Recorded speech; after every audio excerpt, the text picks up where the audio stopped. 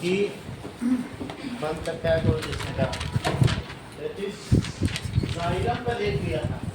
Now we can see translocation.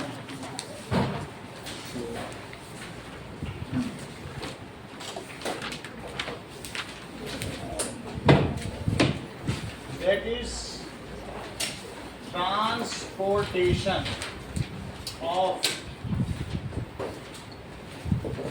food in plants.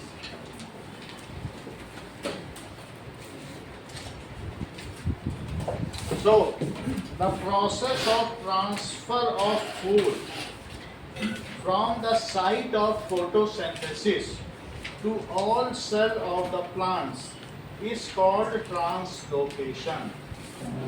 जहाँ खाना बनता है उस जगह से साइट ऑफ फोटोसिंथेसिस से लेकर सब जगह पहुंचाने की प्रक्रिया को ट्रांसलोकेशन कहा जाता है। Process of transfer of food that is glucose from site of photosynthesis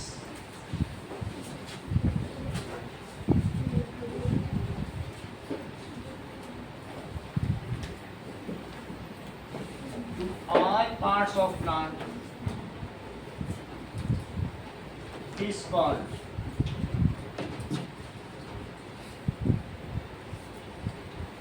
ठीक है that is called translocation।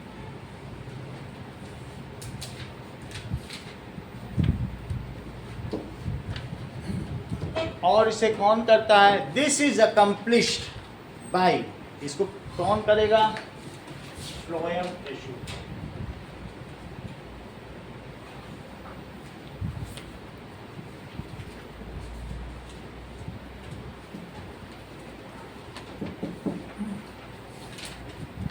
तो हमने पहले देखा कि लीफ तक पानी कहाँ से जाता है? लीफ तक पानी जाएगा तो रूट से जाएगा, लेकिन अब उल्टा काम होगा, लीफ पे खाना बनेगा। तो this is site of photosynthesis, site of. और यहाँ जब खाना बनेगा तो यहाँ से फिर सब जगह जाएगा। इस तरीके का प्रोसेस जहाँ जहाँ भी खाना बन रहा है, ऐसा भी नहीं है कि यहीं पर ही बनता होगा। कभी कभी कुछ स्टेम्स ग्रीन भी होती हैं तो यहाँ भी खाना बनेगा, ये भी साइट ऑफ फोटोसिंथेसिस है। तो इसमें ये खाना जो यहाँ बनेगा ये ऊपर भी जाएगा नीचे भी जाएगा। जबकि जो जाइलम से पानी ऊपर जाता था तो उसकी जो डायरेक्शन थी वो यूनी डायरेक्शनल थी, जबकि ये बाई डायरेक्शनल है। अगर यहाँ खाना बन गया, यहाँ पर भी सनलाइट पड़ी तो ग्रीन है, इसमें क्लोरोफिल है तो यहाँ भी खाना बनेगा, तो ऊपर भी खाना जाएगा नीचे भी। सो ये बाई डायरेक्शनल होगा। नाउ क्या ग्रीन हुआ तो सब तरफ जो ग्रीन पार्ट है वो सब जगह खाना बनाएंगे और सब तरफ करेंगे। जैसे जैसे कोई भी चीज़ क्या हो जाएगा, ओल्ड होता जाएगा, तो अब उसमें जब इस पर लोड पड़ेगा तो यहाँ पर स्क्लेरन काइमा हो जाएगा, ये हार्ड हो जाएगा और फिर वो सब बार्क का रूप ले लेगा, दैट इज जो आउटसाइड का है, कॉर्क बन जाएगा, बार्क बन जाएगा, तब फिर इसमें कुछ नहीं रहेगा। लेकिन जो शुरू के जो छोटे छोटे पौधे होते हैं उन सब में स्टेम भी ग्रीन होती है। All green parts made food. सिर्फ प्लांट से रहता है, जहाँ जहाँ क्लोरोफिल है तो खाना बनेगा।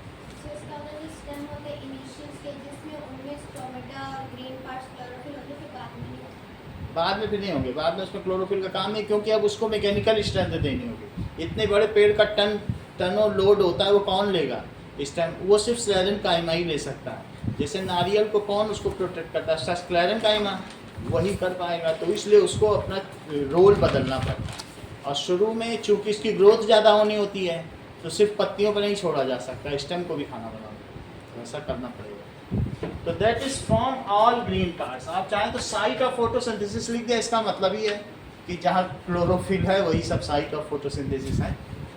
ठीक है। तो it is phloem consist of, अब फ्लोएम किससे किससे मिलकर बना हुआ है? So phloem consist of 4 types of tissue.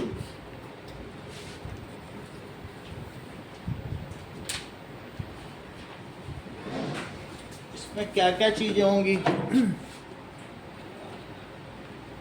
चलिए ना,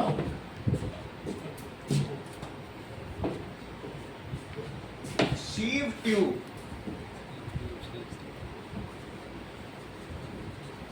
सीव plate, phloem parenchyma,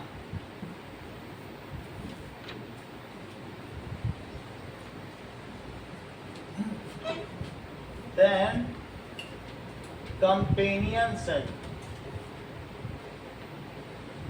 and phloem fiber।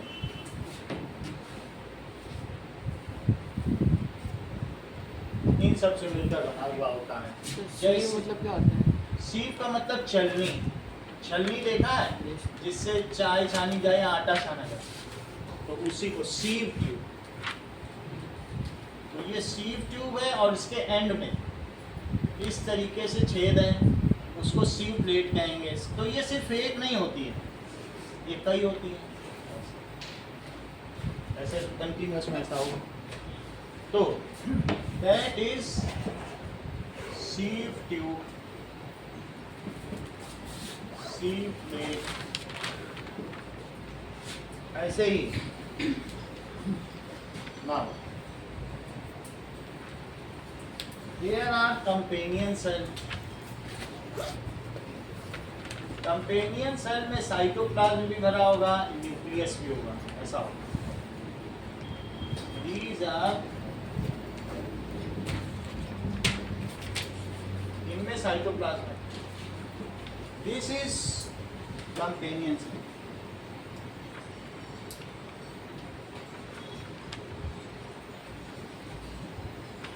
और ये जो सिलिंड्रिकल ऐसा ऐसा है, इसको कहेंगे, अभी इनके काम बता देंगे आपको। तो दिस इज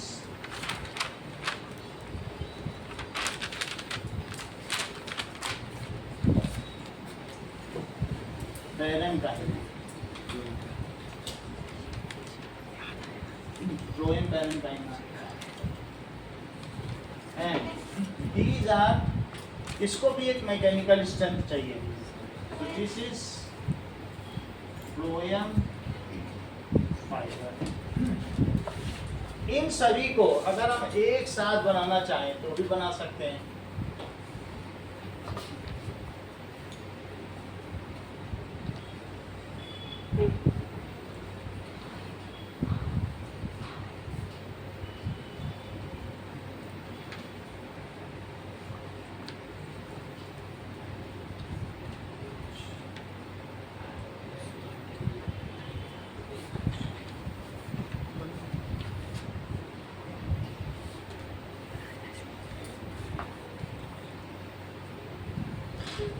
Now, जैसे यहाँ पर ये सीव,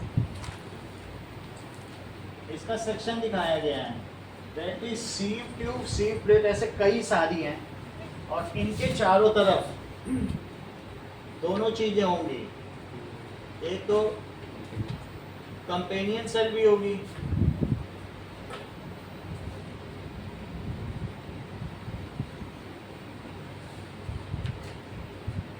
ऐसे, और ये सिलिंड्रिकल पैरेंकाइमा भी होगा जिसमें साइटोप्लाज्म भरा है। इसमें सिर्फ फ्लोएम फाइबर ही डेड है, ये डेड, और बाकी चीजें लाइव। अब ये देखो ऐसा। अब इसमें इसके अलावा और क्या होगा? फाइबर होगा जो इसको एक स्ट्रेंथ देगा, mechanical strength. Okay,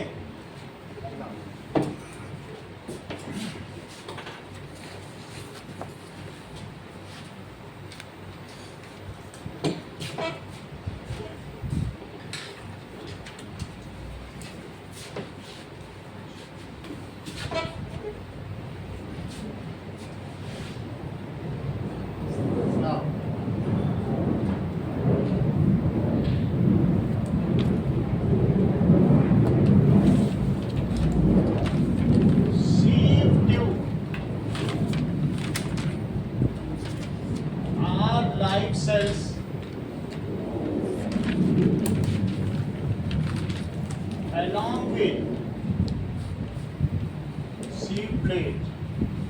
These are responsible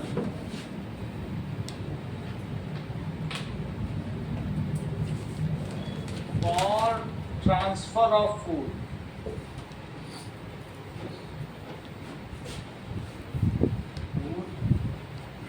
In both directions.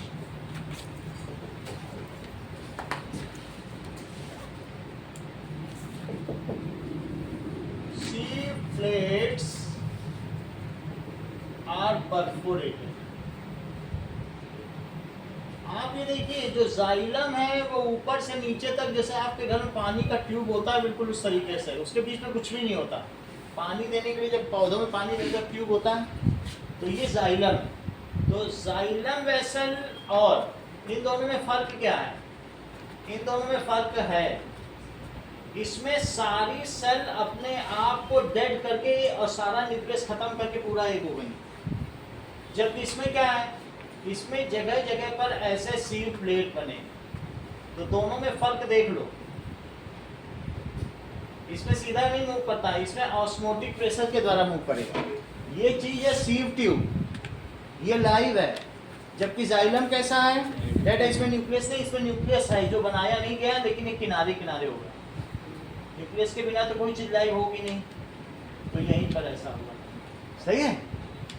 तो तुम ये समझो कि ये लाइव है और ये डेड है, इन दोनों का फर्क तो समझ में आया। जिसको ज़्यादा काम करना होता है उसे डेड होना पड़ता है, स्लेरेन टाइम में बहुत मजबूत होता है। तो ये चीज़ है फ्लोएम। तो फ्लोएम में सीव ट्यूब है। सीव प्लेट्स आर परफोरेटेड, परफोरेटेड हो गए। अब जरा देखिए कि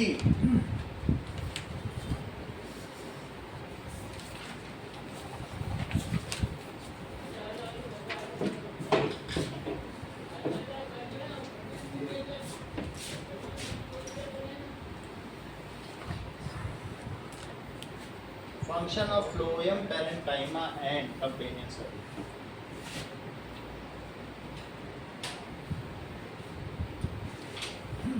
So parenchyma क्या होती है?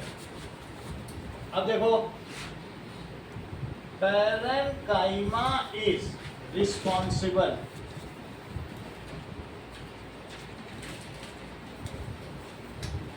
for food storage. देखो, तुम जो आम खाते हो अंकुरराज, वो पैरेंकाइमा खाते हो कि कोलेनकाइमा कि स्लेरेनकाइमा, कौन सा पोर्शन? तो वो फूड ही है। जहाँ जहाँ भी प्लांट अपना फूड स्टोर करता है, तुम चाहे आलू खाती हो चाहे आम खाती हो, पैरेंकाइमा ही खाते हैं। हम लोग जितना भी पोर्शन खाते हो क्या खाते हैं? पैरेंकाइमा। जो स्पॉन्जी जो चीज़ होता है वही, चाहे लौकी खाएं चाहे कुछ खाएं। तो पैरेंकाइमा इसमें जो भी है वो क्या करता है बताओ? इसमें जो ये पैरेंकाइमा आपको दिख रहा है ना, What does it do? ये क्या करेगा पैरेंकाइमा? फूड स्टोर करेगा। कभी कभी तुम उसे धूप में रखोगे या कुछ करोगे, फोटोसिंथेसिस नहीं होगी, तो ये अपना काम करेगा। इसी स्टोरेज से लेको तो देगा। 90% तो फूड प्लांट स्टोर ही कर लेता है, 10% यूज़ करता है। लेकिन इमरजेंसी में, जैसे हमने पहले नहीं देखा था, एक बार अंधेरे कमरे में रख दो तो उसका स्टार्च सब चला जाएगा, देखा था कि नहीं एक बार क्लोरोफिल के लिए? तो वो कहाँ से खाना लेता है? अपने स्टार्च को पैरेंकाइमा में ही रखता है। तो पैरेंकाइमा का उद्देश्य क्या होगा बताइए? It is responsible for storage of prepared, सही? So it is responsible for food storage. जबकि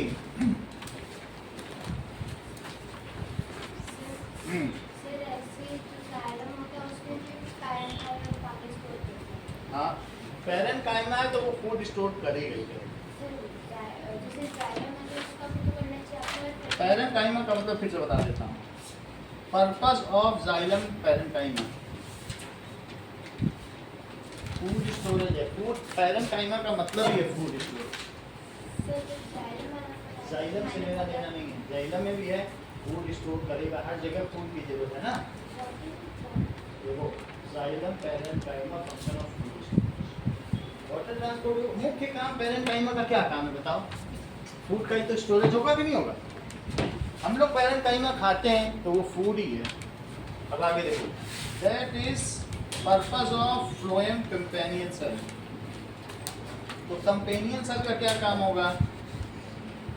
ठीक है, इसका काम है supporting sieve tube, that is its जो वियर एंड टियर है, जो इसमें कोई कट हो जाएगा, कुछ हो जाएगा, तो उसको कौन सपोर्ट करता है? उनको सपोर्ट करता है दैट इज कंपेनियन, उसका साथी है। नाम पढ़ो, ये किसका कंपेनियन है?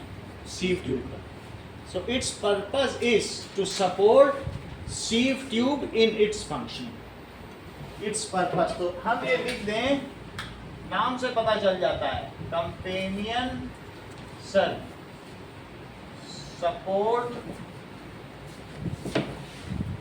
Sieve tube in its function. Phloem fibre क्या करेगा? Phloem fibre provides mechanical strength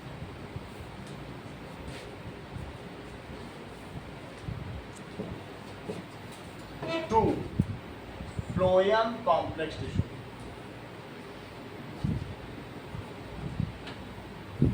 अब देखिए ट्रांसलोकेशन कैसे होता है, ये सभी चीजें देखें। तो it's functioning, so when water soluble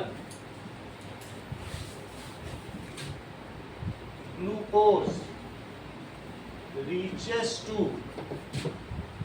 any sieve tube,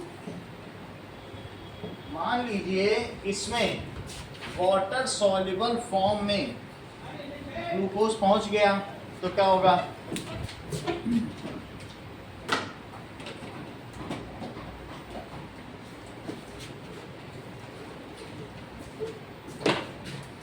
water soluble form में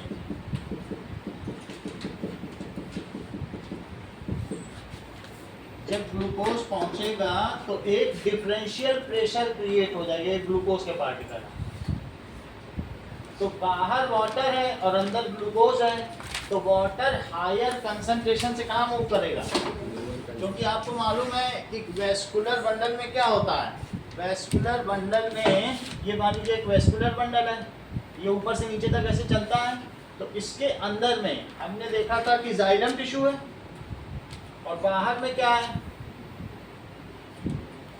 बाहर में फ्लोएम टिश्यू है, ये चीज देखी थी। तो यहाँ से पानी आसानी से पहुंच सकता है क्योंकि बीच में ट्रैकिड्स होते हैं, तो इसके बीच में कंपेनियन सेल भी है, ये दीज आर फ्लोएम। तो अब जरा देखो, ऐसा बीच में इसके कंपेनियन सेल होगा, ये दैट इज बीच में क्या चीज होती है? हम लोगों ने देखा था कैम्बियम, बीच में क्या होता है? कैम्बियम। तो अब ये देखो, दिस इज जाइलम, ये जाइलम है, बीच में क्या है? कैम्बियम, और फिर फ्लोएम है।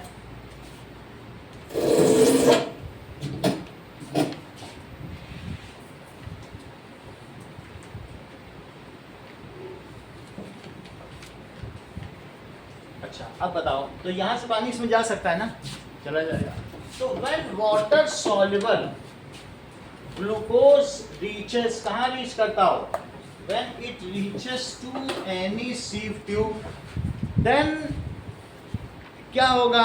That is differential osmotic pressure is created. Osmotic pressure का डिफरेंस है, क्यों? क्योंकि बाहर में वाटर कंसंट्रेशन ज़्यादा है और जबकि अंदर में क्या है? अंदर में कम है, अंदर ग्लूकोज ज़्यादा है। तो अगर तुम ये बताओ कि किशमिश को पानी में डुबो दोगे तो क्या होगा? रेजिन को, मान लीजिए आपने रेजिन को पानी में डुबो दिया, तो पानी किधर से किधर मूव करता है? ये रेजिन है, किशमिश, तो पानी इसके अंदर जाएगा ना, क्योंकि बाहर पानी ज़्यादा है। ऐसा होता है ये फिर फूल के अंगूर बन जाएगी। वही चीज़ तो यहाँ पर भी हो रहा है, सही है? तो देखिए, देन डिफरेंशियल, तब क्या होगा?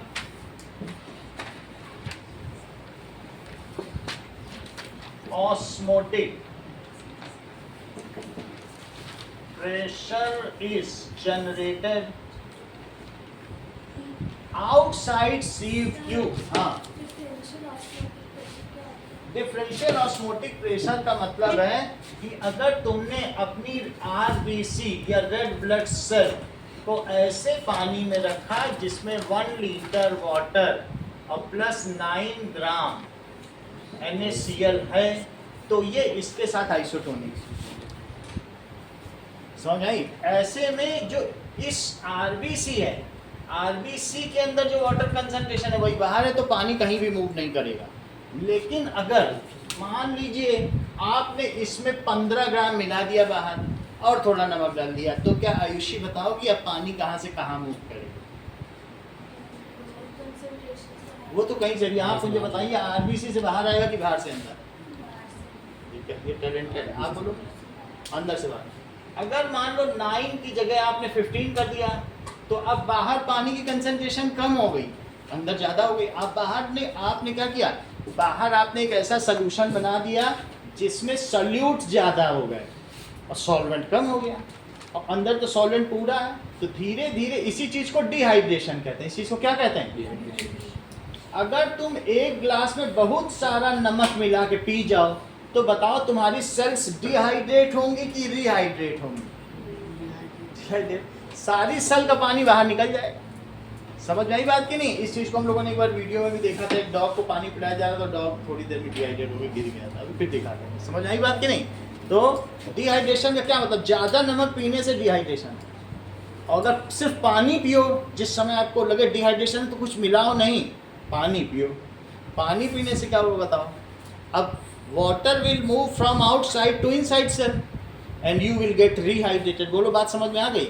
अच्छा, इसके अलावा अगर तुम कुछ भी करती हो, 9 ग्राम के अलावा चाहे तुम 6 ग्राम करो, 15 ग्राम करो, इसी चीज़ को डिफरेंशियल ऑस्मोटिक प्रेशर कहते हैं। एक है कि ऑस्मोटिक प्रेशर 0 है, अंदर बाहर का एक जैसा है। अगर आइसोटोनिक सोल्यूशन हुआ तो कोई ऑस्मोटिक प्रेशर नहीं है, उस समय वाटर को कहीं भी नहीं मूव करना पड़ेगा, क्योंकि both side of semi permeable membrane the concentration of water is same.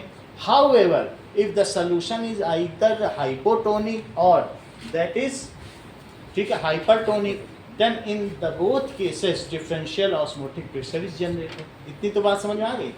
तो अब हम ये देख रहे हैं कि outside solution is hypotonic, इन इसके संदर्भ में ये hypotonic है, पानी अंदर चला है। उतना हमें समझना भी नहीं, बस ये differential osmotic pressure समझ आ गया? osmotic pressure generated। Now water outside the sieve tube, वो सब कहीं से भी सेल टू सेल हो जाएगा, कोई दिक्कत नहीं है। कैम्बियम भी होगी, कहीं पर भी है, आने तो वैसा दिखाया जाता है, बट सब कुछ होने पर भी वो वाटर मूव कर जाएगा। सही है। And outside the sieve tube is, मैं आपको पूरा वीडियो भेज दूंगा, उसमें आपको पूरा पता चल जाएगा। Outside the sieve tube is more, तो क्या होगा बोलो? So it moves inside sieve tube। अब ये sieve tube के अंदर चला है, फिर क्या होगा? Now sieve tube swells up, ये फैल जाएगी। Tube swells up। इस चीज को कहते हैं हीमोलिसिस। फूलने को क्या कहते हैं? हीमोलाइज्ड हो गई। और जब ये sieve ट्यूब फैल गई तो क्या होगा?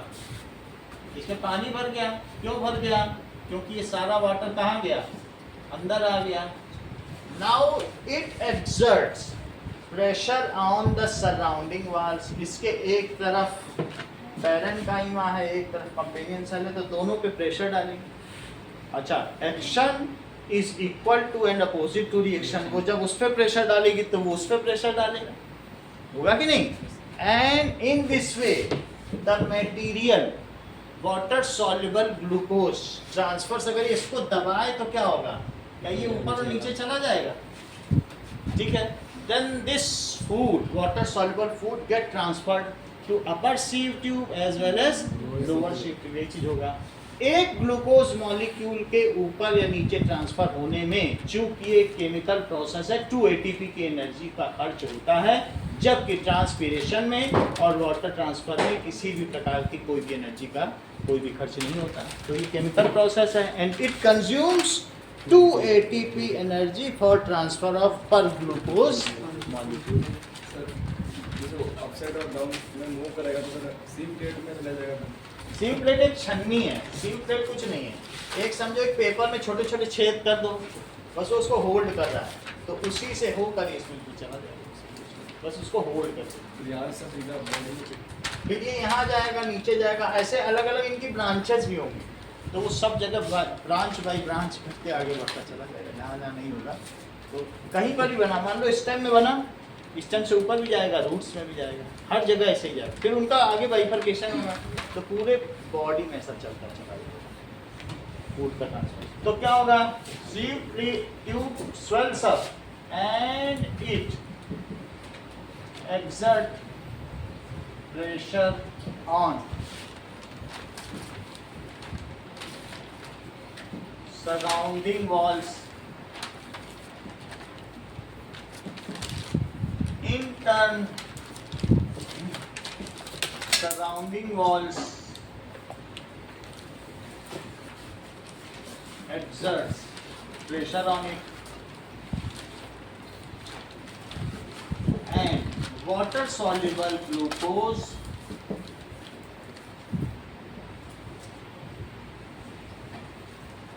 moves, ठीक है, in upper and lower sieve tube. It is chemical process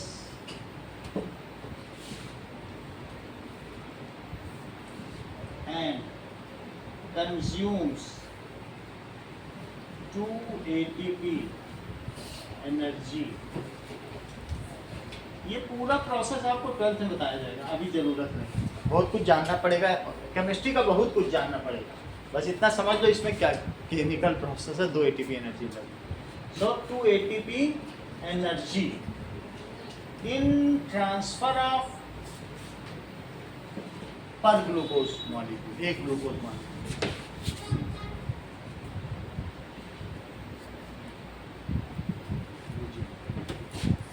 हाँ बोलो। वाटर आउटसाइड सीम ट्यूब तो कम होनी चाहिए, क्या? जैसे लोअर से हायर भी जाएगा। हाँ जी। सर जैसे सीम ट्यूब है उसके आसपास में जो पानी है उसका कंसंट्रेशन कम होना चाहिए क्योंकि ऑस्मोसिस के लोअर से हायर होता है। जैसे कभी भी ये यहाँ पे देखो, तुमने एक रेजिन रख दिया, दैट इज रेजिन। रेजिन का मतलब होता है किशमिश।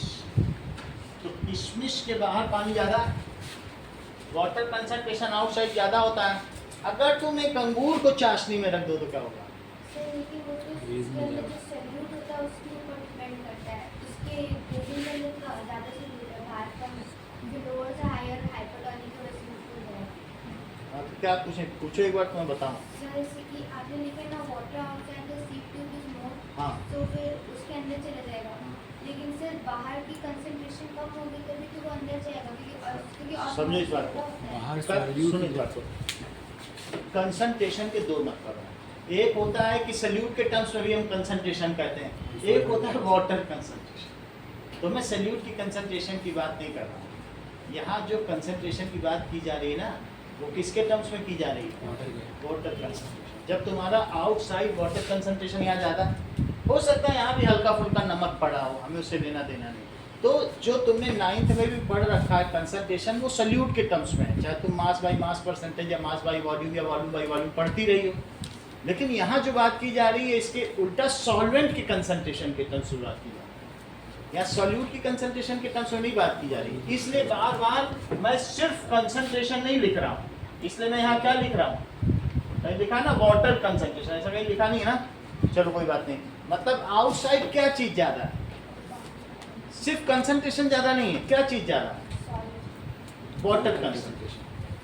Why water moves from outside to inside? Because outside water concentration is more and inside water concentration is less. फिर से समझो, outside क्या है बताओ यहाँ पर? More water concentration। और यहाँ क्या है बोलो?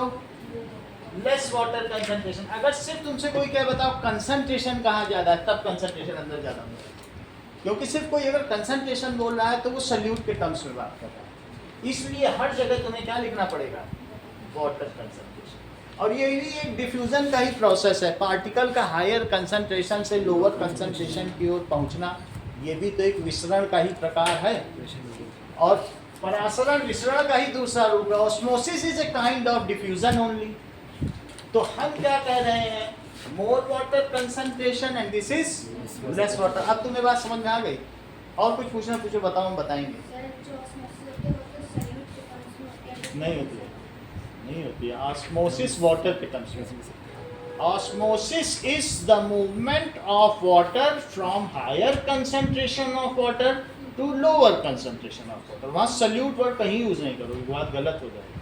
रिपीट करो जो हमने बोला, sir osmosis is the process of water concentration from फिर से बोलो।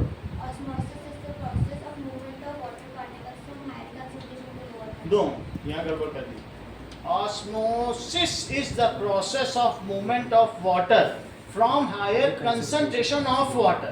तुमको सिर्फ कंसंट्रेशन खुला नहीं छोड़ना है, नहीं तो फिर कोई उसको मिसक्योर कर लेगा। फिर से बोलो। Osmosis is the process of movement of water from higher concentration of water to lower water, lower concentration। Through selectively permeable. इतना तुम्हें समझ। अब अपना क्वेश्चन पूछो, हम बताएं। सही है ना? हायर वाटर कंसंट्रेशन से लो, ये तो बिल्कुल आसान सा डिफ्यूजन का ही टाइप है, नहीं पार्टिकल कम होना। तो इट इज, ये कैसा है, लेस वाटर कंसंट्रेशन। इतनी बात हो गई। ऑस्मोटिक की और डेफिनेशन लिखो, फिर हम इनके डिफरेंस पर चलते हैं। ऑस्मोसिस क्या,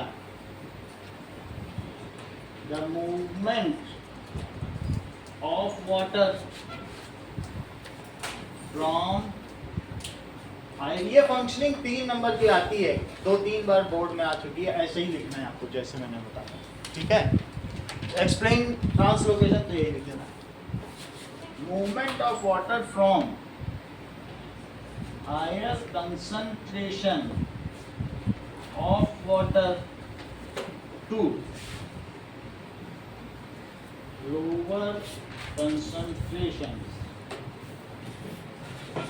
टू selectively permeable membrane।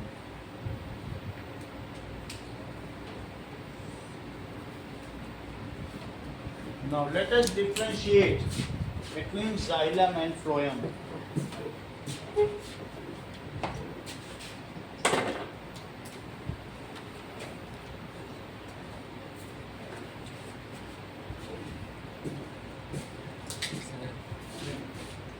आपने वो पढ़ा दिया था इंस्ट्रूमेंटल पोज ओपनिंग और क्लोजिंग वाला। इंस्ट्रूमेंटल पोज का वो वो छूटा हुआ है ना पहले हाँ। बाकी है, करा दे। हैं? ऑस्मोसिस होता है।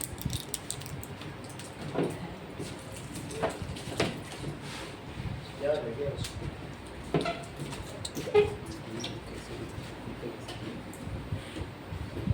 चलो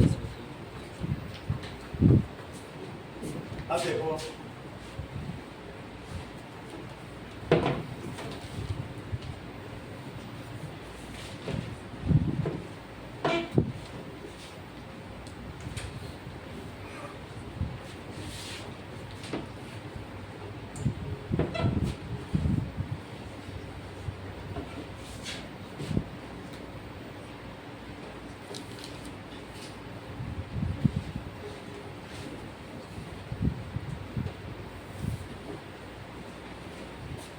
now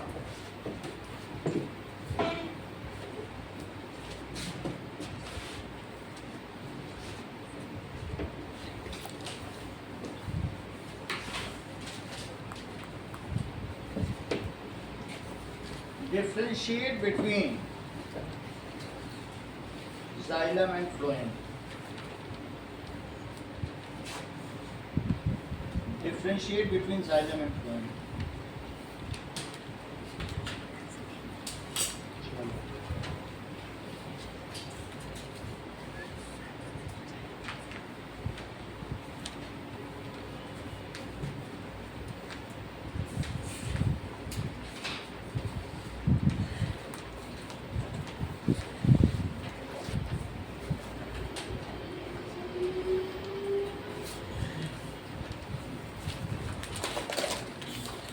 Xylem carries water from roots to leaves. ये इंपॉर्टेंट क्वेश्चन है, बाकी सबसे ज्यादा इंपॉर्टेंट ये है। जबकि phloem carries food,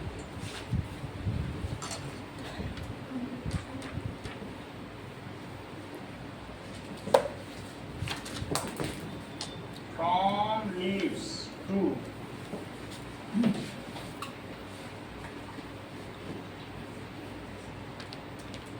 growing parts and storage organ। कई बार अब जैसे आम में, मैंगो में, वहाँ कहीं फोटोसिंथेसिस नहीं है लेकिन खाना वहाँ जमा हो रहा है, तो कौन जमा कर रहा होगा? फ्लोएम। खाना बन कहीं और रहा है, जमा आम में हो रहा है, क्योंकि अल्टीमेटली वो उसकी नेक्स्ट जनरेशन है, वहीं तो उसकी गुठली है, उसके सीड्स वहाँ है, तो स्टोरेज ऑर्गन जमा। ये कोई ग्रोइंग पार्ट है तो भी जमा। दूसरी चीज़, mostly made up of dead sales.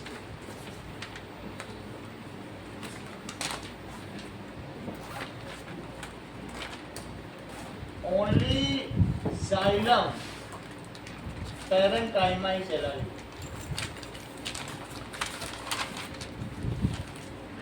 Mostly made up of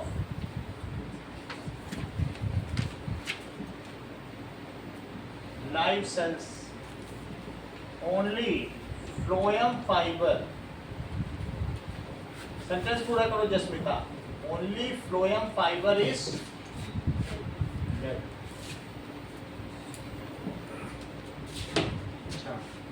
located, ये कहाँ लोकेटेड है? एट इनर साइड ऑफ, इसका eight inner sides of vascular bundle.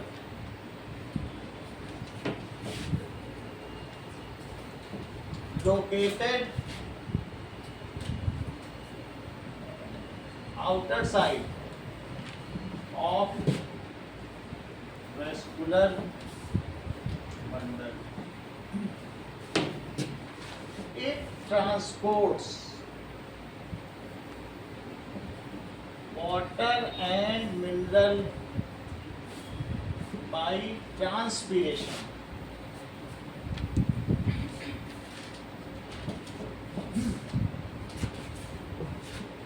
It transports carbohydrate। C6H12O6 है, लेकिन वही बाद में स्टार्च बन जाएगा, वाटर उससे रिमूव हो जाएगा और वो कंडेंस फॉर्म ऑफ स्टार्च हो जाएगा। So it transport bye translocation.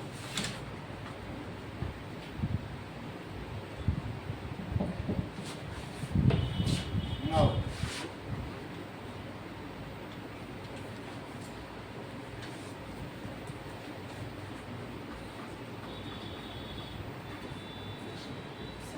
xylem में क्या होता है? मिनरल्स बाय ट्रांसपोर्टेशन की लोकेशन। ये वाला है, ये ट्रांसपीरेशन के द्वारा मूव कराता है, और वो किससे मूव कराएगा? ट्रांसलोकेशन। अब देखो ये क्या कर रहा है?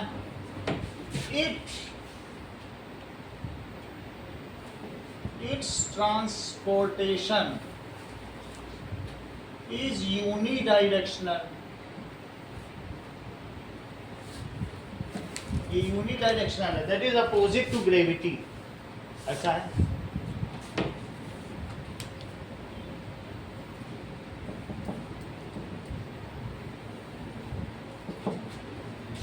Its transportation is by directional.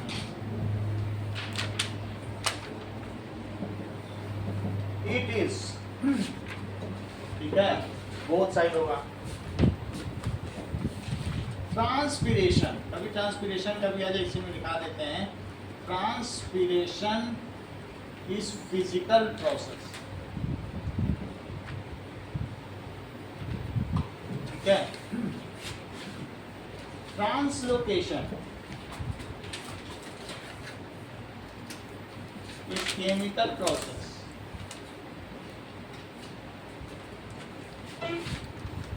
consumes 2 ATP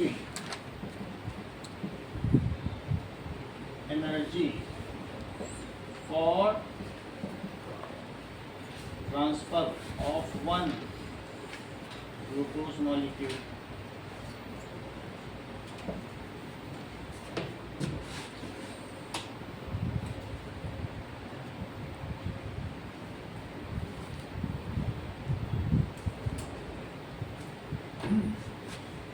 क्योंकि ये फिजिकल प्रोसेस है, it is passive transport system.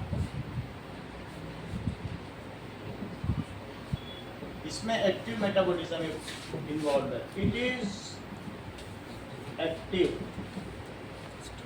Transport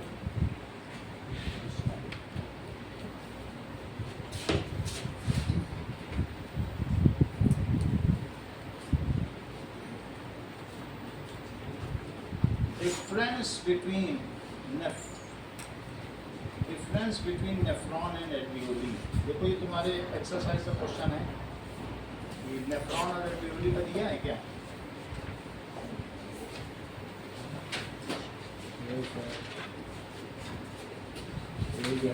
है मिला? Complete the function. ठीक है, चलिए अब हम लोग एक्सरसाइजेज में आते हैं। ये चैप्टर खत्म हो गया है, स्टोमीटर का थोड़ा सा बाकी हुई देखेंगे। ठीक है,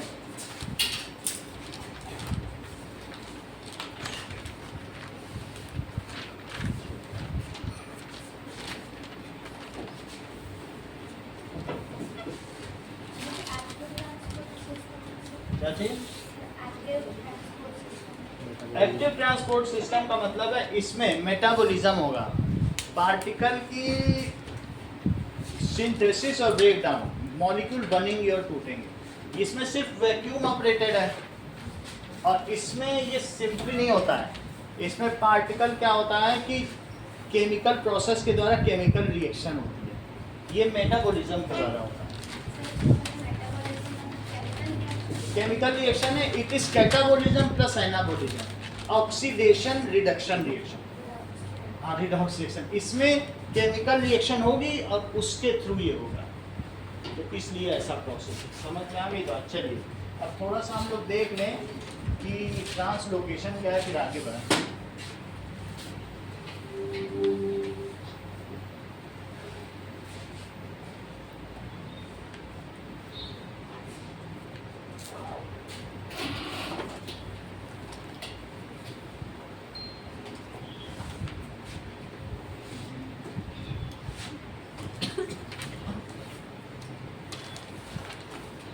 Now,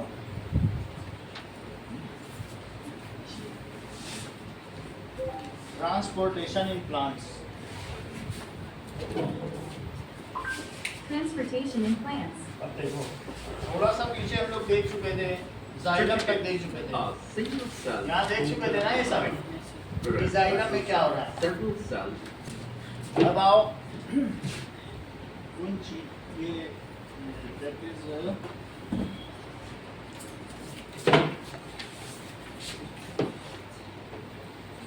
ये बता रहे हैं आदित्य की स्टोमेटा की ओपनिंग क्लोजिंग करेगा, उसे कंप्लीट करो।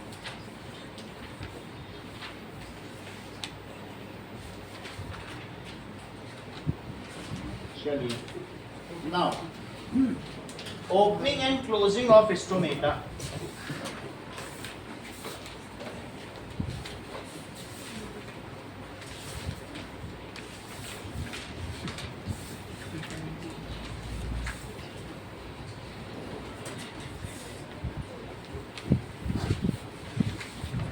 तो किसी भी लीफ के नीचे की तरफ क्या होता है, लोअर पोर्शन में यहाँ पर देयर आर स्टोमेटा, नीचे भी एपिडर्मिस होगी और ऊपर भी एपिडर्मिस होगी, अपर साइड है। तो जो ऊपर की एपिडर्मिस होगी उसमें तुम देखोगे मोजाइक स्ट्रक्चर तो होगा, लेकिन उस मोजाइक स्ट्रक्चर में देयर इज नो स्टोमेटा, क्योंकि ऊपर धूल पड़ जाएगी तो स्टोमेटा बंद हो जाएंगे।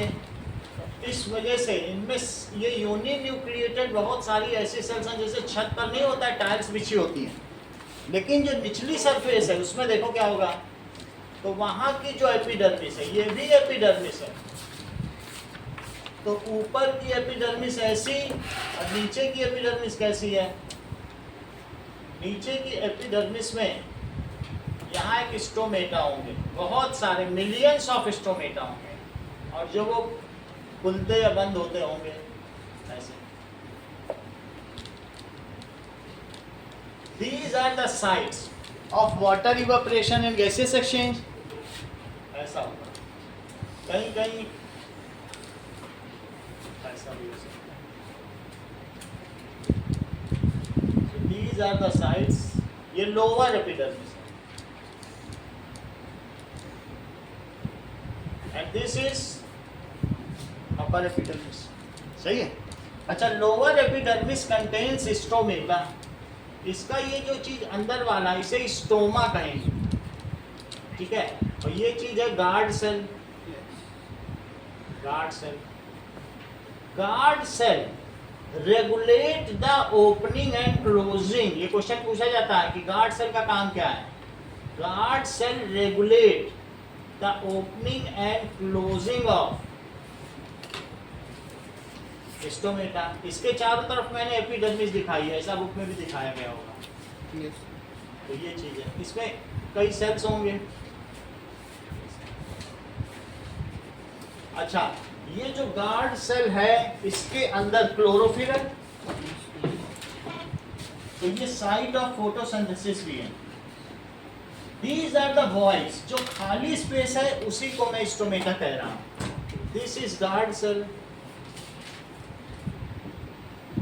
and this is stomata, ये ओपन स्टोमेटा है। और क्लोज्ड स्टोमेटा कैसा होगा? क्लोज्ड स्टोमेटा ऐसा होगा।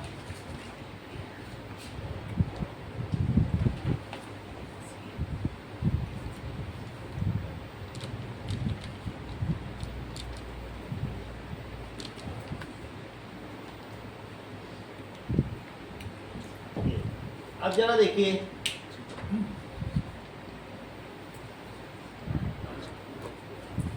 इतनी बात समझ आ गई।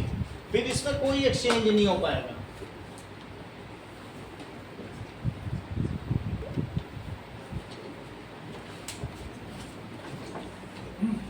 तुमने Ankur Raj blooming and drooping of flower के बारे में सुना है? ब्लूमिंग एंड ड्रूपिंग, फूल का खिल जाना और मुरझा जाना, ये खूब सुना हुआ है। तुम ये बताओ, तुमसे मम्मी ये क्यों कहती हैं कि सुबह पानी दो 7 बजे प्लांट्स को? अच्छा, ये बताओ कि अगर टेम्परेचर बढ़ेगा तो ऑस्मोसिस तेज होती है कि धीमी हो जाती है? बढ़ेगा। बताओ। सर धीरे हो जाएगी। करेक्ट। ये कैसे जानते हैं? जबकि किचन में नहीं भी जाते हैं तब भी ये इतना कैसे जानते हैं कि छोले को गर्म या गुनगुने पानी में भिगोने से फूल जाता है? इन्होंने अभी बताया कि टेम्परेचर बढ़ने से ऑस्मोसिस तेज हो जाता है। ये इनका अपना निजी अनुभव है कि अगर तुम ठंडे पानी में रख दो छोले तो क्या होगा बताओ? फ्रिज के पानी में कुछ नहीं होगा वो, और ऐसे गुनगुने या ल्यूकवार्म वाटर में रख दो तो वो धीरे धीरे, या ऐसे ही पानी में रख दो तो फूलते हैं कि नहीं फूलते? ऑस्मोसिस टेक्स प्लेस रैपिडली तब होती है, बताइए, इन वार्म वाटर या लूकवार्म वाटर। सही है। अब देखो, जब आपने सुबह पानी दिया पौधों को तो क्या हुआ? उसी समय धूप पड़ गई।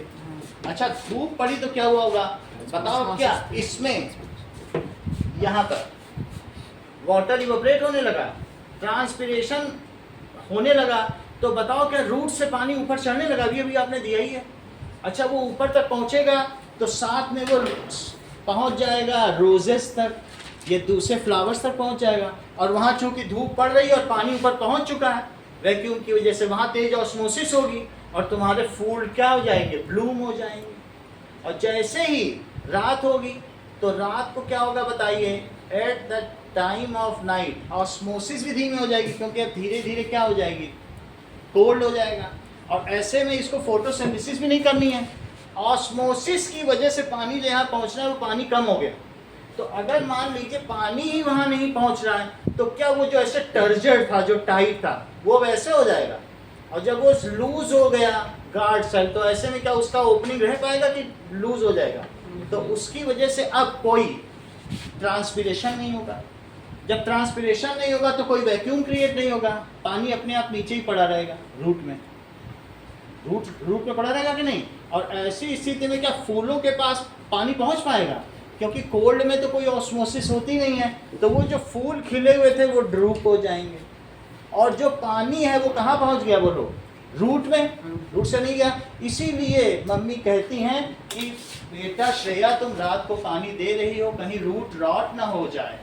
रूट रॉट का क्या मतलब है? अब वो रूट सड़ जाएंगे, क्योंकि वो पानी उनको जब रात को सांस लेनी है उस समय तुमने उनको पानी दे दिया, तो पानी भरा रहेगा, स्टेगनेट हो जाएंगे।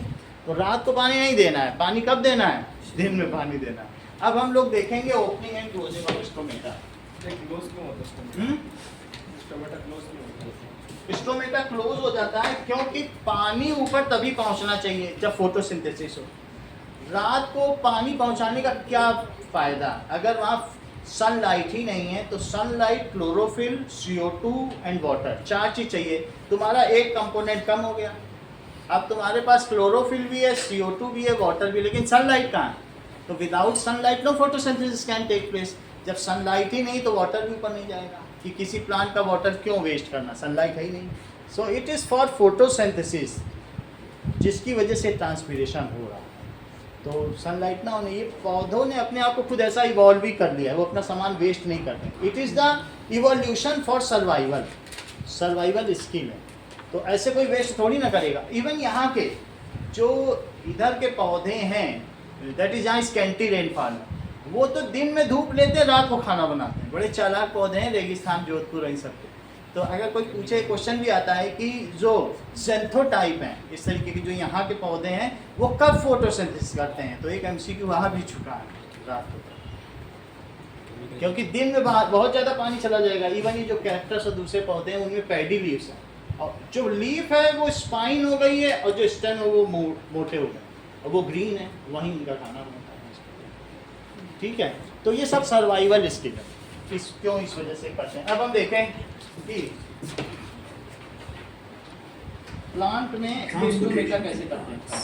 ये देखो स्टोमेटा का फंक्शन देखो। At the end of this session, you will be able to know and minerals from this crazy area. कह रहा है कि जब नीचे पानी भरा हुआ है तो ऑस्मोसिस ज़्यादा होगी। भरा है नीचे, तुमने दे दिया पानी ना, ऊपर पहुंचा, ऑस्मोसिस ज़्यादा होगी, तो गार्ड सेल तन गए, ऑस्मोसिस ज़्यादा होने से टाइट हो गए, और जब टाइट हो गए तो पानी जो एक्स्ट्रा वो निकल गया।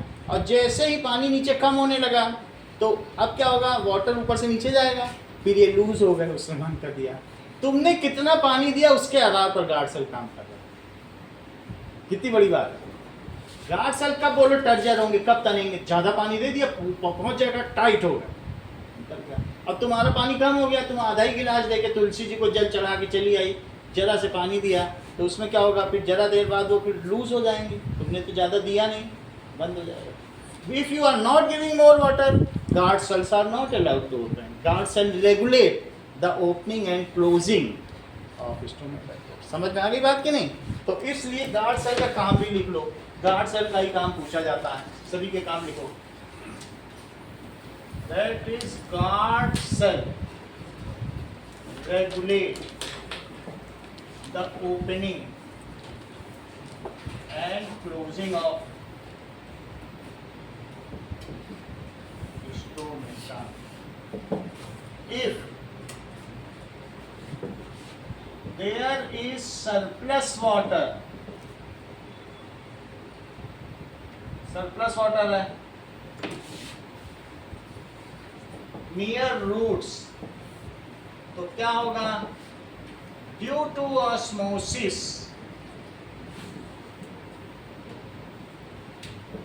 गार्ड सेल क्या होंगे? Remain टर्जर tight. टर्जर का क्या मतलब है? Tight.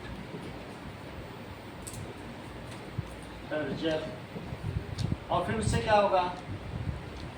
And stomata remain open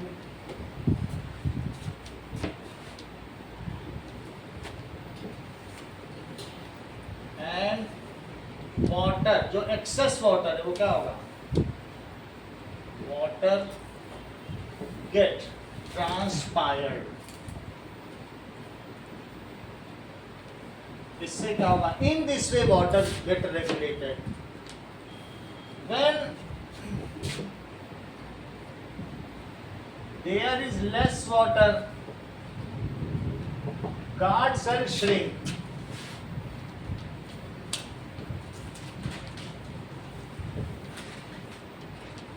and close stomata।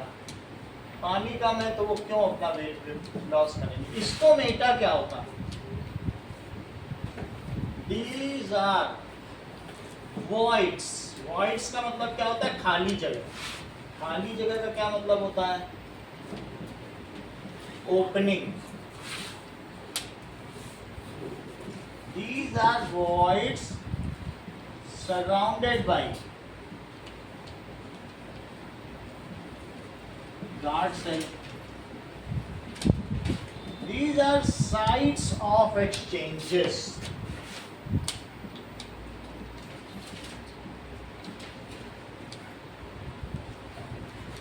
of CO2, O2 and water vapor during daytime। daytime में क्या होगा, दोनों चीजें होती हैं, photosynthesis and respiration both takes place. सांस तो वो हर समय लेगा, हम लोग भी लेते हैं। सांस लेने का मतलब है खाने को तोड़ना, रेस्पिरेशन का ये मतलब, सही है। Respiration both takes place, however photosynthesis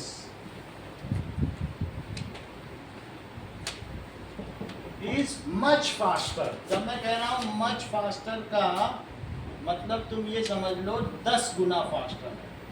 लिखने की वहाँ जरूरत नहीं है, एग्जैक्ट 10 टाइम्स नहीं है, बट 10 टाइम्स फास्टर। अलग अलग का अलग जगह क्लाइमेट है। Then respiration.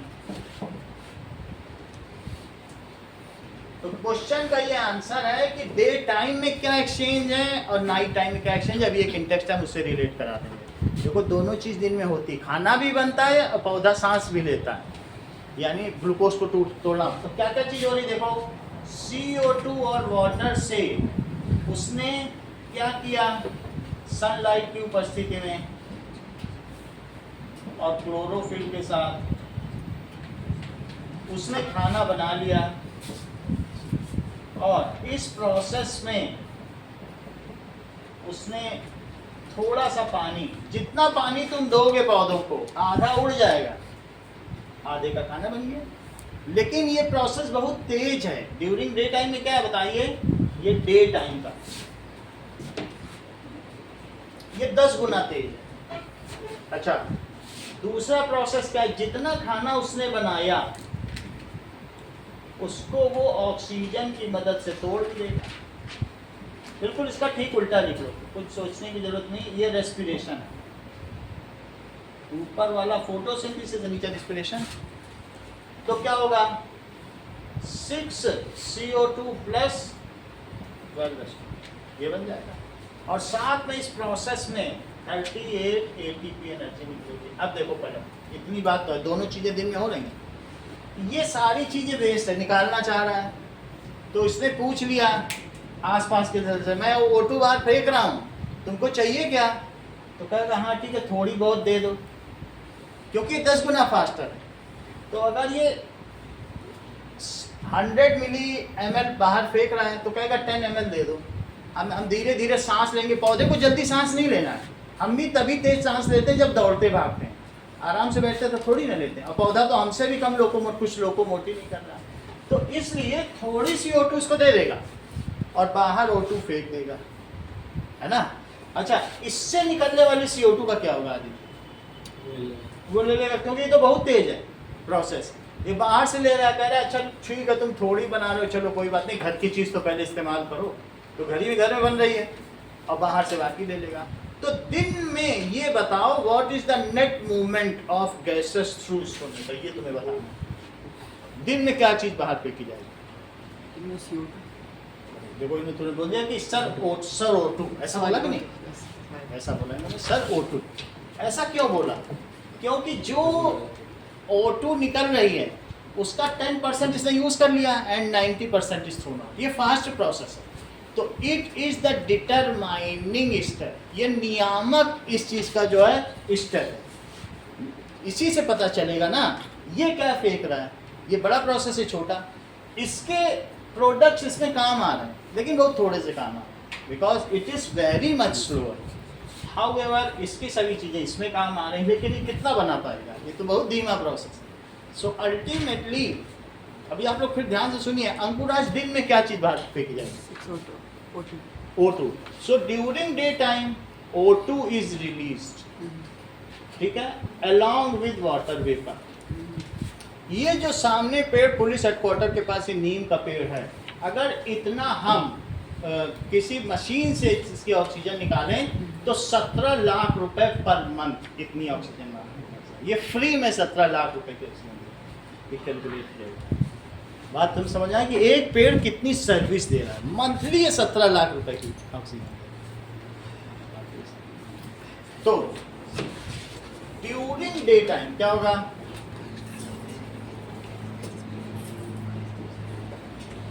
ठीक है, O2 gas and water vapour is released out.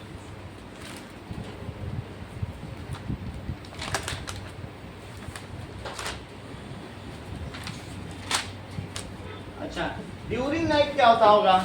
During night no photosynthesis takes place and only respiration takes place. दिन में देखो और अब रात में देखो, सिर्फ यही काम होगा।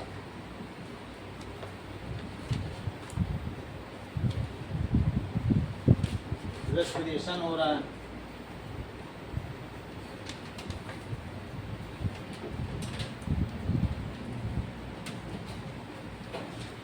अच्छा एक बात और भी है स्नेहा तिवारी कि रात में इट इज पार्शियली ओपन, बिल्कुल बंद नहीं है, थोड़ी बहुत अगर जगह होगी तो होगी, बस इतनी होगी। नाइट में क्या चीज फेंकी जाएगी? सही, क्योंकि और कुछ हो ही नहीं रहा। थोड़ा बहुत वाटर वेपर फेंकना होगा तो फेंक देगा। तो during night there is only respiration takes place, so gases released out are CO2। इसीलिए कहते हैं रात में पेड़ के नीचे ना सो, क्योंकि CO2 निकलेगी, तुम्हें घबराहट होगी, फिर तुम कहोगे इस पेड़ पे भूत रहता है, चुड़ैल रहती है, तो वो घबराहट की वजह से, और कोई बात नहीं। सही है। So during night only photosynthesis takes place.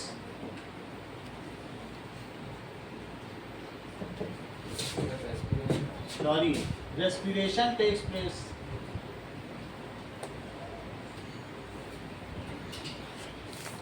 And CO2 and water vapor is released from partially opened stomata, मतलब बहुत थोड़ा सा ही खुला हुआ रहेगा। From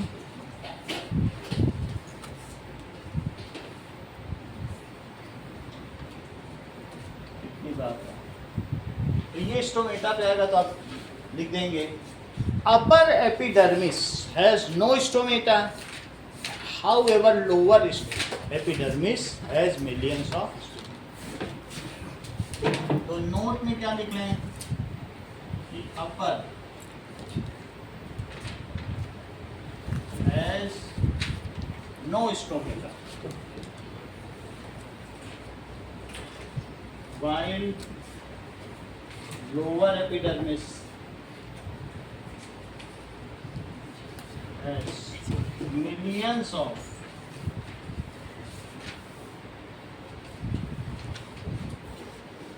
stomata. सर ऐसे क्योंकि ऊपर डस्ट आ जाएगी, तो डस्ट होने की वजह से क्या होगा, तुम अगर मैं कुछ ना करूँ तुम्हारे नाक के छेद ऊपर कर दूँ तो तुम्हें अच्छा लगेगा कि नीचे हो यही नाक, बस ऊपर की ओर हो, तो तुम्हें कैसा लगे बताओ? सही है कि नहीं? वो उस पर धूल ही जमती रह जाएगी। तो हम लोग ऐसा ही इनके साथ ही हैं। Stomata closing and opening. Stomata closing and opening. ऐसे धीरे धीरे बंद होते हैं, खुलते हैं।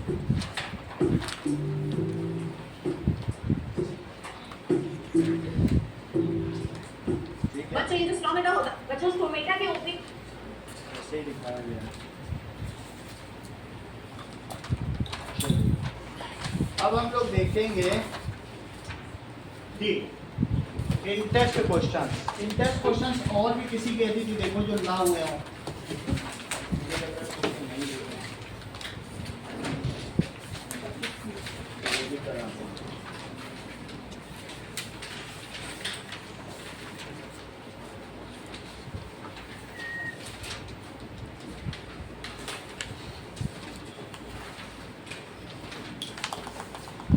है कोई इंटरेस्ट क्वेश्चन पीछे का बाकी है?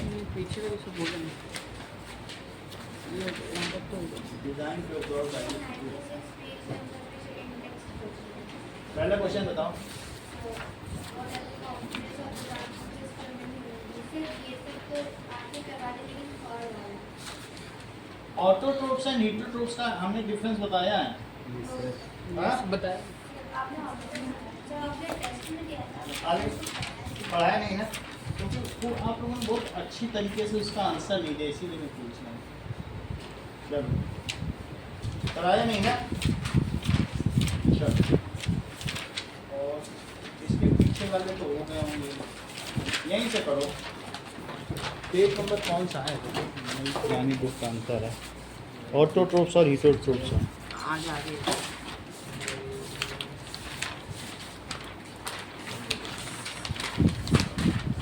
यही ना, कौन सा? 87। चलो नो,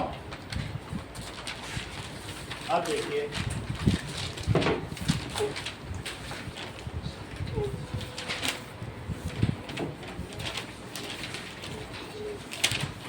आयुष आंसर शीट जमा करो, आपने जमा नहीं की है।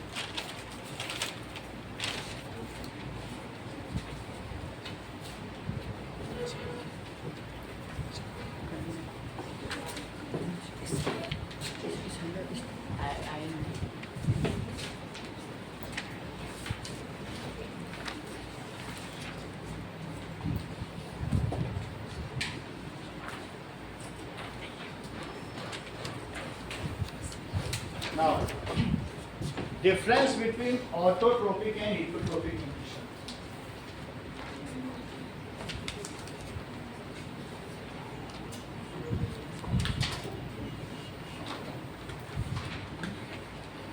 ऐसे ऐसे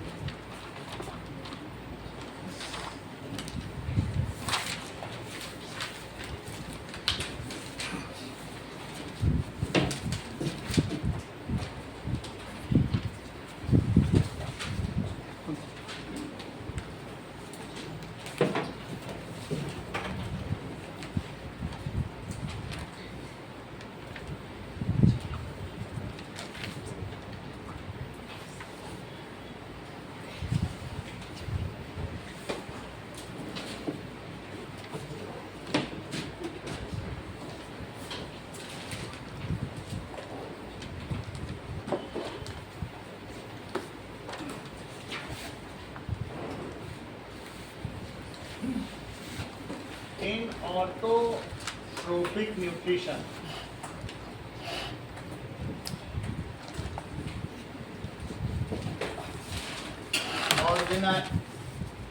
organism synthesize their own food.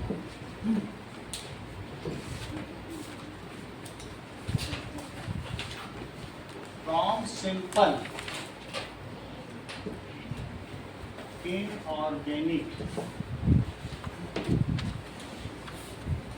materials like CO2 and water. ठीक है? अच्छा, it is निष्ठा, it is of two types. दोनों के नाम बताओ। ये नहीं बताएंगे, ये कभी नहीं। हाँ, कितना आसान था देखो। चलिए, it is of two types. Autotrophic nutrition कौन से दो तरीके के हैं? या तो फोटोट्रोपिक हो सकते हैं या कीमोट्रोपिक। इट इज आइदर फोटोट्रोपिक और कीमोट्रोपिक। इन phototropic, sunlight, plant use sunlight in presence of chlorophyll and prepare food. In chemotropic,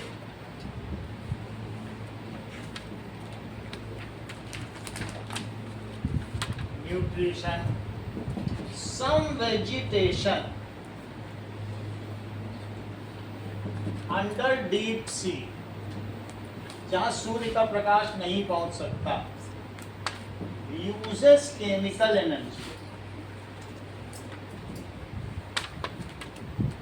to prepare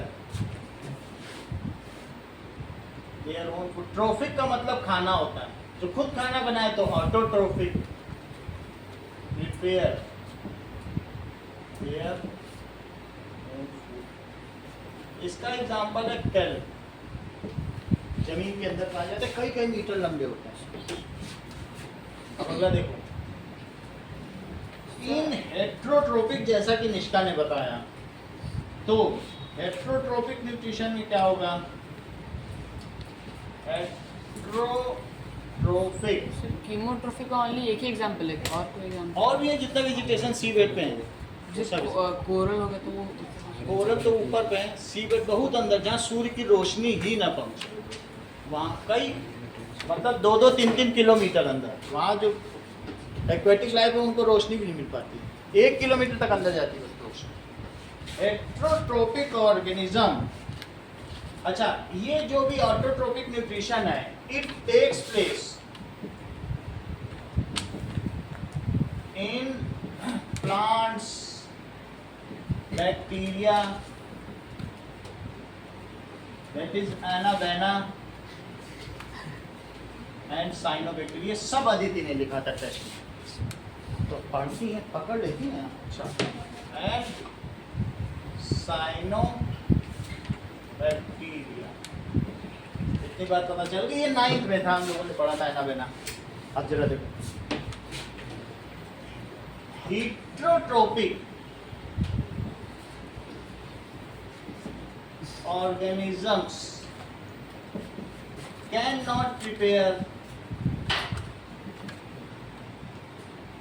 their own food, so these depends directly or indirectly। इसीलिए भगवान ने इनको लोकोमोशन दिया। भाई तुम्हें खाने की खोज करनी तो चलना फिरना पड़ेगा, खड़े खड़े तो मिल नहीं जाएगा। और जो खुद खाना बना सकते हैं उनको ना नौकरी की ज़रूरत, ना सरकारी नौकरी, खड़े खड़े खाना बनाओ, मजे से खाओ। प्लान तो कितना मजा है। और यहाँ हम लोगों को पढ़ना पड़ रहा है, पढ़ाना पड़ रहा है, सिर्फ इसलिए कि 2 पैसा कमा सकें। तो इसलिए दे डिपेंड डायरेक्टली और इनडायरेक्टली, किस पर डिपेंड करेंगे? ऑन ऑटोट्रोप्स और their nutrition।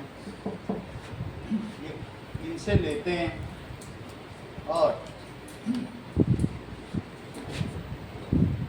it is further categorized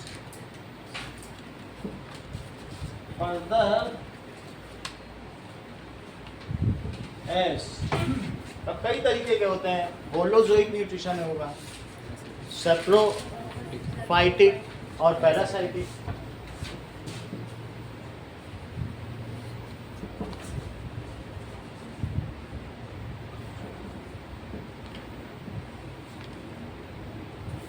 अगला सवाल देखिए। नाउ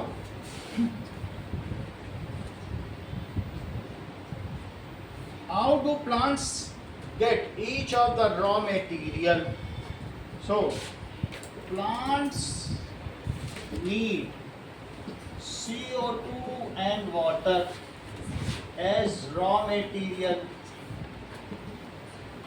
क्वेश्चन में पूछा जा रहा है फॉर फोटोसिंथेसिस, तो फोटोसिंथेसिस के लिए तो यही दोनों चाहिए, ठीक है। So plant takes CO2, Monika plant takes CO2, sentence पूरा करो। कहाँ से लेते हैं? सनलाइट से CO2। ये टैलेंटेड, हाँ सही है, फिर भी नई चीज हम लोग को जाने। Plant takes CO2 through stomata, कहाँ से लेते हैं? From surrounding, from surrounding through stomata. And Indrajit plant takes water, ठीक है, water from soil through roots, soil से लेंगे लेकिन रूट के माध्यम से होके जाएगा ये चीज, ठीक है। अब देखिए वो चीज एटमॉस्फेयर से ले रहे हैं, फ्रॉम सराउंडिंग या एटमॉस्फेयर भी कह सकते हैं, उससे ले रहे हैं।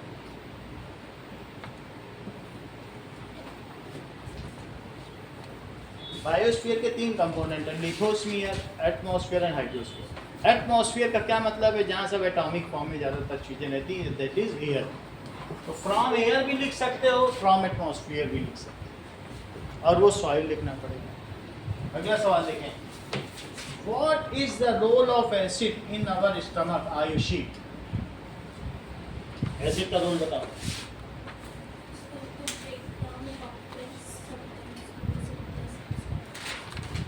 ये तो तुमने लिखा ही है, तभी तो गलत हुआ, अभी तब से सीखी नहीं, वहीं पे ही होगी। हाँ बोलो। ये कितनी बड़ी बात कह दी, it creates acidic medium to convert pepsinogen into active pepsin. इतनी बड़ी बात, हम भी ये लिखें, जब ये जाने तो हम क्यों ना जाने, है ना।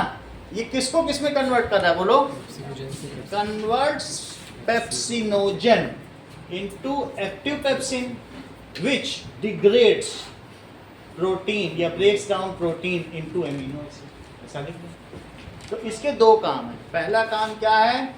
It kills the bacteria. जब ये पेट में खाना जाएगा, स्टमक में ही एसिड है, dilute hydrochloric acid. So in stomach जो ग्लैंड्स होंगी, releases, glands release dilute HCl which kills harmful bacteria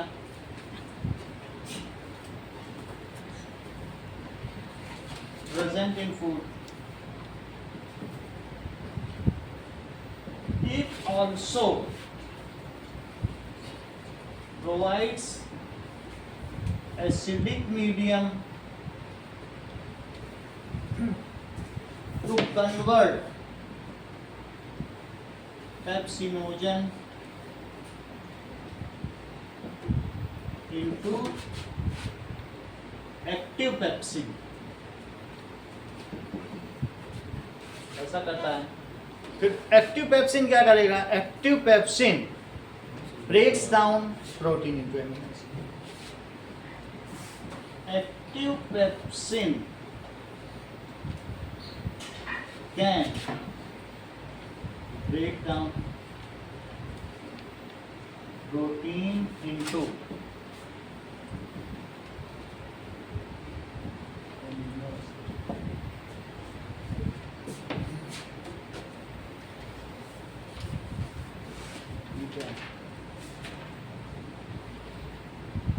What is the function of digestive enzyme? So, digestive enzymes are biological catalyst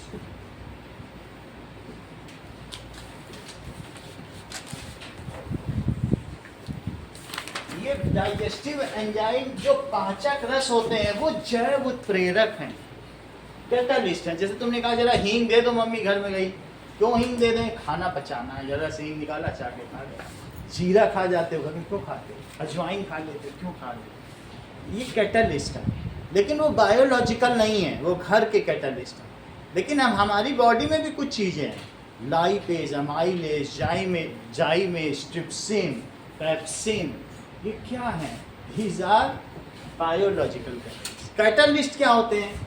catalyst are दो substance which increases the rate of reaction. Catalyst किसे कहते हैं? Increase करे rate of reaction. हम क्या करते हैं? आपको ये नहीं कहते हैं कि भाई तुम टॉप कर जाओ, जिले के टॉपर बन जाओ तो तुमको बाइक मिलेगी। कहते हैं ये सवाल कर लो, 5 रुपए का पहन लो। तुमको एक अल्टरनेट पाथवे देते हैं वहीं तक पहुंचाने को, पहुंचाएंगे वहीं पे, लेकिन तुमको बहुत बड़ा माउंटेन नहीं दिखाया जा रहा है, तुमको छोटा सा रास्ता दिखे, ये करो सवाल, अभी के यही है, लेकिन पहुंचोगे वहीं। हमारी नज़र वहाँ पर है। अब आपको हम I am giving U A alternate and suitable pathway so that you achieve your goal. Catalyst का यही काम है। कैटालिस्ट वहीं खड़ा है, लेकिन रिएक्शन उसके थ्रू हो के चली जा रही है। Catalyst is neither consume nor utilized in reaction. Reaction takes place in presence of catalyst, however the amount of catalyst does not alter। बोलो बात समझ में आ गई कि नहीं? तो कैटालिस्ट क्या करेगा? हमारी बॉडी में क्या तुमको लगता है जाइमेज, एमाइलेज खत्म हो जाएंगे? नहीं, ये सलाइवा भी खत्म नहीं होगा। जब तुम थूकते हो तब सलाइवा खत्म होता है, तब तुम्हारा चेहरा निस्तेज हो जाता है। When you, जब कभी तुम्हें वॉमिटिंग हो रही है तो तुम्हारी बॉडी का जो एंजाइमल लॉस है उसको रिपेयर करने के लिए तुमको खिचड़ी खानी पड़ती है, होता है कि नहीं? सो दैट कि एंजाइम जल्दी बने। ये बात समझ में आ गई? तो कैटालिस्ट क्या होते हैं बताइए? Catalysts are those chemical substances which increases the rate of reaction without getting consumed। सही है? और ये बायोलॉजिकल है, यानी हमारी बॉडी में। कैटालिस्ट्स आर उत्प्रेरक, इसका नाम क्या है? उत्प्रेरक, जो तुम्हें प्रेरणा दे। Those chemical substances which increase the rate of chemical reaction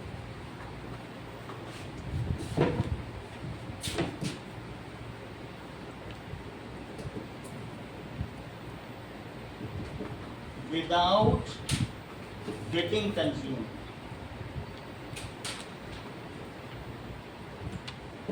अब ये क्या होगा? तो डाइजेस्टिव एंजाइम क्या करते हैं? Digestive enzymes convert starch into, Sunil, starch को किसमें बदलेंगे? बताओ। जो आलू खा रहे हो, चावल खा रहे हो, गेहूं में स्टार्च होता है, उसको ये जो हमारी बॉडी के एंजाइम्स हैं या डाइजेस्ट, ये किस में बदलते हैं? एनर्जी में। निकिता बताओ, स्टार्च को किस में बदलेंगे? आज हाँ, into glucose, protein into, Sneha Tiwari आप ही बताइएगा, protein into fat into, correct. Protein into amino acid and fat into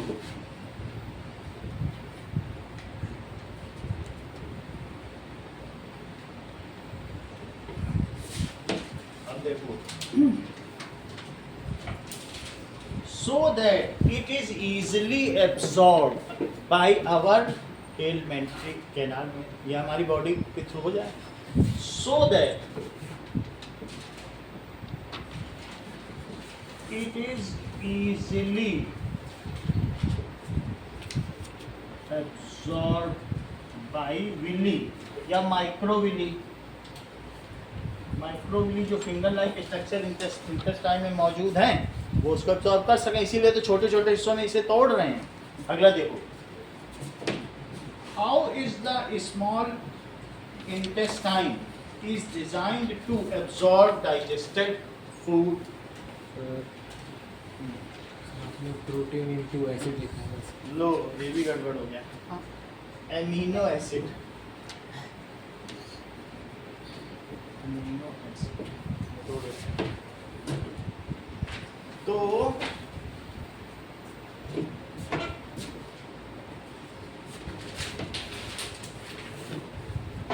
कह रहा है कि ये स्मॉल इंटेस्टाइन एक कॉइल स्ट्रक्चर है और ये बहुत बड़ा है।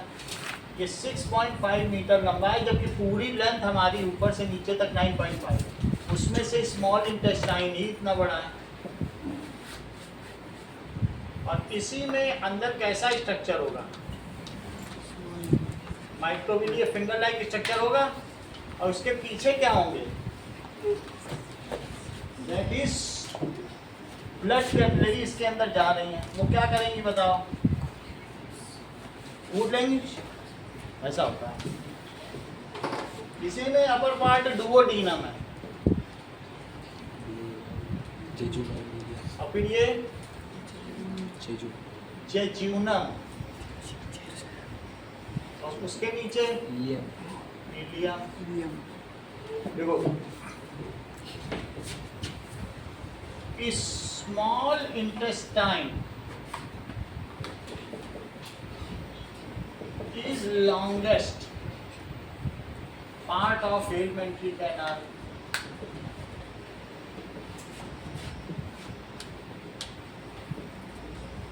ये हमारी एलिमेंट्री कैनाल का लॉन्गेस्ट पार्ट है।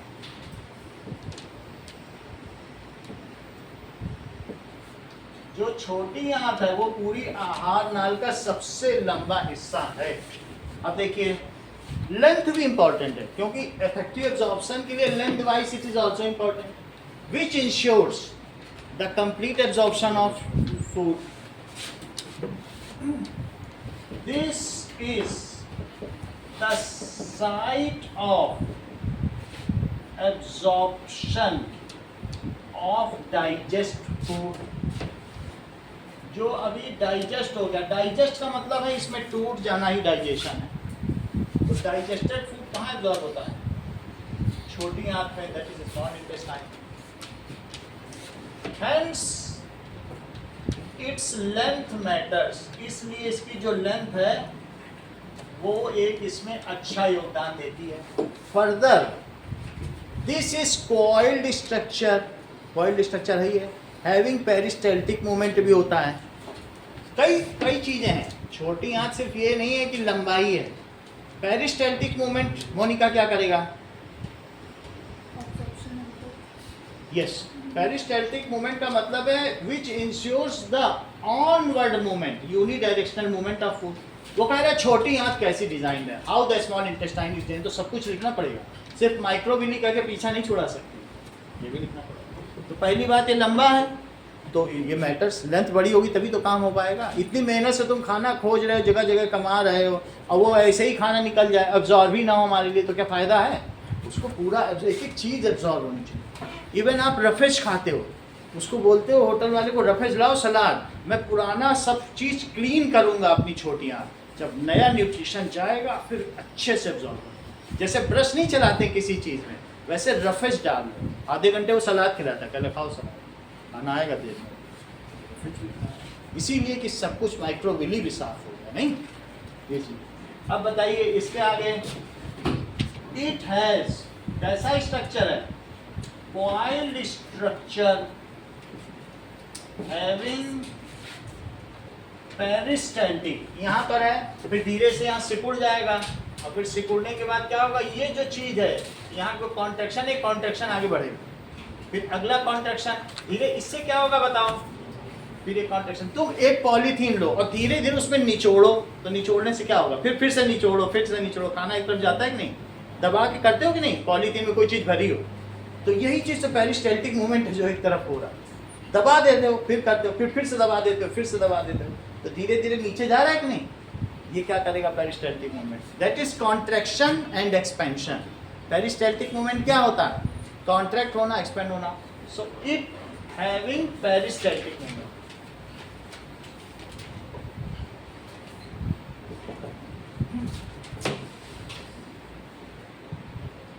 Which ensures, जो कि क्या करेगा बताओ? which ensures unidirectional movement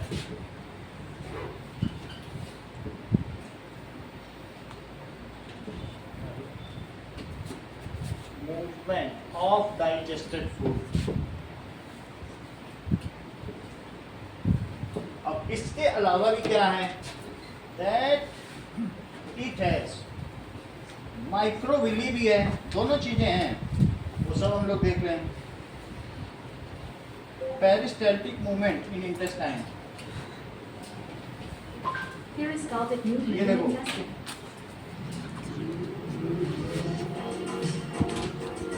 ये देख रहे हो पेरिस्टाल्टिक मूवमेंट, तुम देख रहे हो कैसे हो रहा है? देख रहा है? सिकुड़ता जा रहा है, कॉन्ट्रैक्शन डायरेक्शन देख रहा है? यही पेरिस्टाल्टिक. अब देखो microvilli in intestine. Microvilli in intestine. ऐसा स्ट्रक्चर कितने सारे इंटेस्टाइन है. Anatomy of intestine. अब इंटेस्टाइन ही कितनी पतली है तो क्या तुम उसमें देख पाओगे? ये देखो ये माइक्रोविली है. नहीं दिखता है मैंने पढ़ा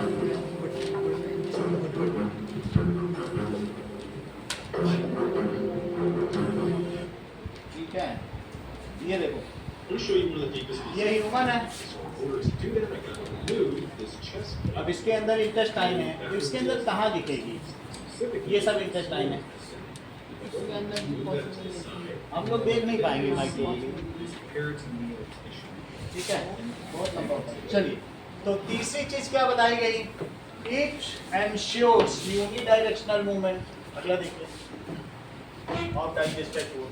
सो in interior wall of intestine there are millions of tiny projection, finger like projection,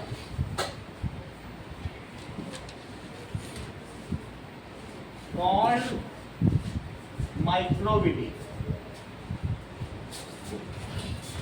ठीक है, which increases surface area of absorbing site up to large extent.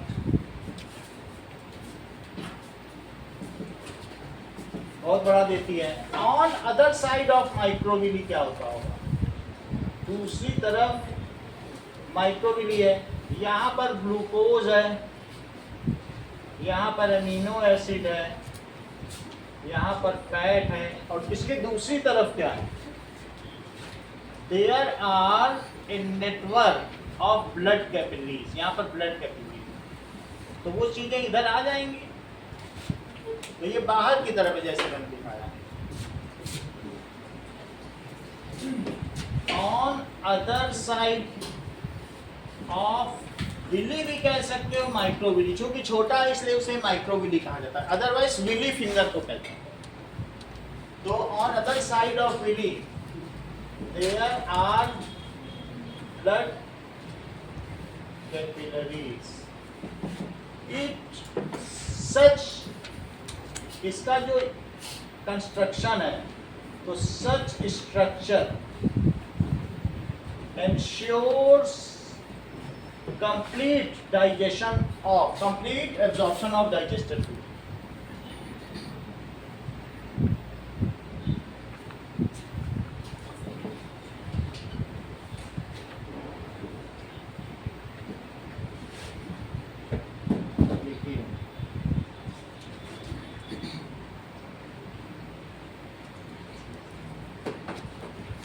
Second, third, fourth कुछ क्वेश्चन करो.